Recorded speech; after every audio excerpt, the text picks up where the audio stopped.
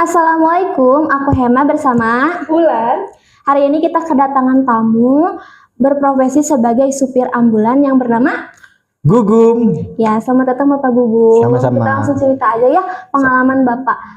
Bapak udah berapa lama jadi supir ambulan? Kurang lebih 16 tahun. 16 tahun, berarti dari tahun 14 2014 ya Pak ya? Ya. Lama banget. Ya, alhamdulillah. Langsung di PKS atau Ya, dulu? langsung di PKS. Langsung di PKS ya? Setia pada PKS ya? Oh iya dong, harus. Oh iya Bapak, kan ini kita mobil ambulan jenazah ya Ya. Pak ya. Nah sebelumnya di mobil ambulan kan ada dua ya Pak kalau di rumah sakit ya. Ya, Mobil ambulan jenazah sama yang sakit. iya sama yang sakit. Itu perbedaannya apa Bapak dari segi mobil sama kegunaannya? Kalau ambulan jenazah itu tidak ada lampu penerangan, tidak ada wastafel, tidak ada oksigen. Kalau ambulan pasien sakit itu ada oksigen, ada wastafel, ada lampu penerangan supaya ketika menangani membawa pasien sakit di situ ada pendampingan dari perawat atau nakes ya, tenaga medis supaya terlihat kondisi pasien tersebut begitu. Oh gitu. Berarti Bapak 24 jam ya nonstop ya? Ya, betul. Oh gitu. Tadi sebelumnya udah nganter jenazah juga ya Pak ya? Itu baru nyampe nih, Iya, baru ya. beres. Sebelumnya ke daerah mana Bapak?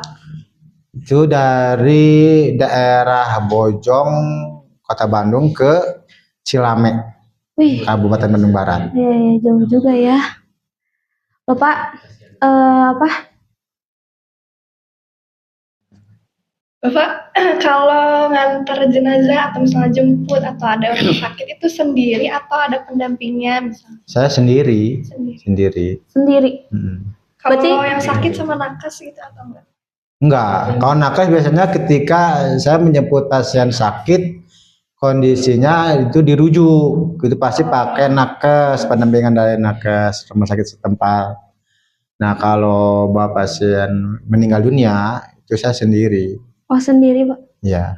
Berarti kalau misalkan ada panggilan jam 1 malam, jam 2 malam itu sendiri Pak? Oh iya sendiri, karena kan nggak ada nakes yang segitu siap membantu kan. Iya. Ya mau nggak mau ketika ada masyarakat meminta bantuan ambulan, saya harus melayani gitu loh. Ya begitu. Jadi intinya pernah suatu hari saya mendapatkan pasien tabrakan, ya ditabrak. Dan itu saya waktu itu nggak mengetahui kondisinya kayak gimana. Cuman pas ketika saya sampai di tempat kejadian itu ya, pasiennya itu atau korban kecelakaannya itu ya parah lah. Darahnya mengalir ya di mana-mana gitu ya. Dan si korbannya juga teriak lagi ya. Jadi ketika mengevakuasi dari jalan tempat kecelakaan itu ya emang agak ya tahulah kalau kondisi malam gitu ya, orang-orang kan jarang ya pada tidur lah. Iya. Terus tapi ini ada yang teriak-teriak. Saya hanya dibantu oleh sebagian orang lah mengevakuasi itu korban laka lantas itu ya. Nah itu ya yang pernah saya alami. Terus pernah juga saya alami di daerah Nanjung ya, RW waktu yang telepon saya, Pak Gugum, ambulan kosong, saya perlu ambulan, ini warga saya sakit. Ketika saya sampai di tempat tinggalnya Pak RW, ternyata bukan sakit, itu korban kriminal. Yang dimana si warganya itu dikeroyok gitu ya, dikeroyok dan ya sampai ya kepalanya udah berdarah ya, mungkin kena senjata tajam, terus luka di perutnya ya, itu tuh keluar lah, ususnya itu keluar. Dan ketika itu ya meskipun saya mual gitu ya melihat kondisi korban, cuman ya itu kan udah jadi tugas saya melayani masyarakat yang membutuhkan pelayanan ambulan. Dan saya itu waktu saya bawa Tadinya mau dibawa ke rumah sakit Distira, cuman nggak tertolong. Inilah. Di jalanan saya apa izin pada keluarganya untuk dibawa ke klinik yang terdekat ya, dan dinyatakan sudah meninggal dunia.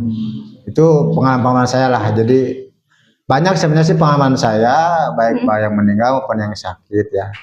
Dan banyak juga yang apa ya, ini mah percaya atau tidak percaya juga, ada hal-hal yang di luar nalar kita lah.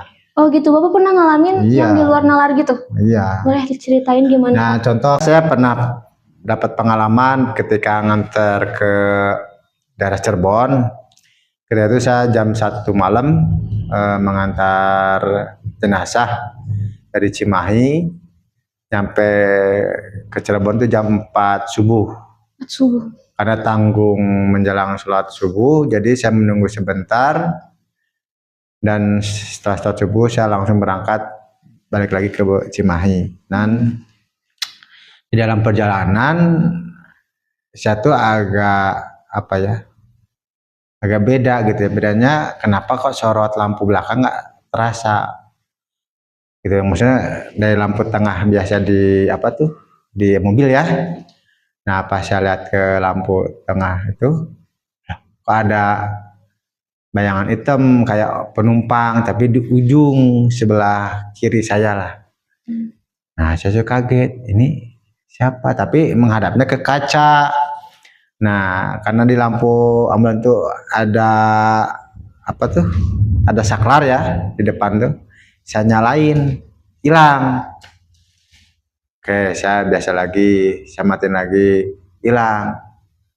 Nah ya untuk menghilangkan apa ya, takut mah ada ya, tapi untuk menghilangkan rasa takut itu ya dengan saya apa ya, berzikir ya, dengerin murotal Al-Quran ya lambat laun bayangan hitam itu ya menghilang sendirinya gitu loh. Jadi itu pengalaman saya ya agak mistik ya, ketika mengantar jenazah ke Cirebon. Begitu deh. Posisinya Bapak sendiri kan itu ya?